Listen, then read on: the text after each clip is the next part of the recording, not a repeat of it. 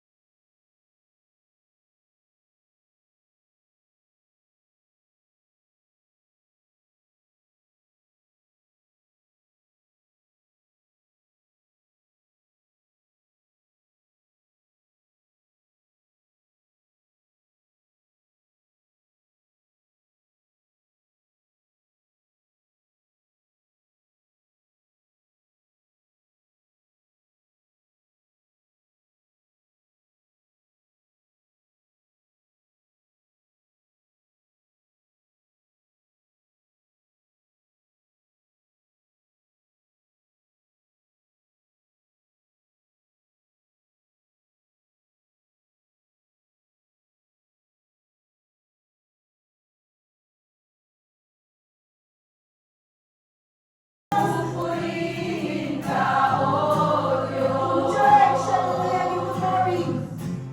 Ang aming alay ay pagsamba. Kaluwalhatian, mong karangalan, kapangyarihan mo'y walang katulad. Ikaw ang tunay na Diyos. Yes, hallelujah. Ika'y walang katulad. Ika'y nag-iisa. Ikaw lamang, wala nang iba. If I remember it correctly, this is the first ever team building ng church po natin. Kasi ang una po natin ginawa nun is nag-bowling po tayo. Pero maybe just a tournament or something team building. But this one, okay, gabunga po niya si Lilet. First time niya, umatin po ng Church of God sa bowling. Nung nakapag-bowling na siya, ayaw nang umalis. Ano ba? Very simple lang po, no? Hindi ko na po patatagalin. But ang mensahe po ng Panginoon is very simple. The power of unity and partnership. May power ang unity, tama ba? May power ang partnership. Pag meron pong unity ang isang grupo, there is peace. There is strength. Sabi po ng Ecclesiastes,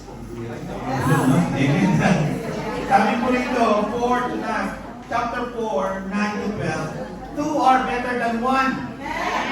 Sabi po sa kami, huwag kang mag-isa. Sino ba may mag-isa? Huwag mag-isa. Two are better than one. If one fails down, his friend can help him up. Tama po, no? Kahit po dapat ay tinawag ng Panginoon sa isang iglesia, ay dapat po tayo magtulungan. Katulad po ng preaching po natin last time o kahapon, iba-iba ang background natin. But we desire to have a healthy relationship. Dinidesire po, bawat isa tayo po ay magkaroon ng healthy relationship. Dumudugo po ang aming puso pag meron pong disagreement, pinag-aawayan, napakahirap po sa akin.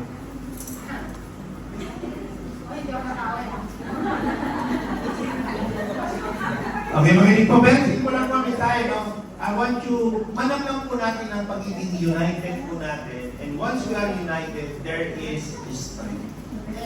There is the power of one.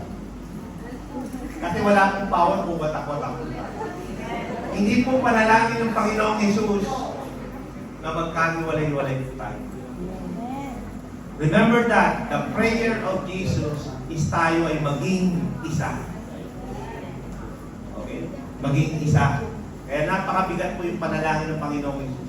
Kung ikaw ay nagdi-desire na maghiwalay, magbukod-bukod, magparty-party, then you're against the prayer of the Lord Jesus. Yun po, napakaliwanag po. No? But today, hindi po ako manilemon, wala pong altar call. Okay? Ang pinakamalaga po, enjoy po natin ang pagiging united natin. I do believe, marami pong struggle po tayo, katama po ito po ng Christian. But God's grace is sufficient. Magkaisa po tayo para dito sa ilan na may task po sa ating grupo, sa church na ito, at sa bawat isang person. Ilan po, let's enjoy the day, okay? Mag-team building po tayo at damdamin po natin ang presensya ng Panginoon habang po tayo nagagawa ng activities. Okay? Ilan po, purihin po ang Panginoon. Amen.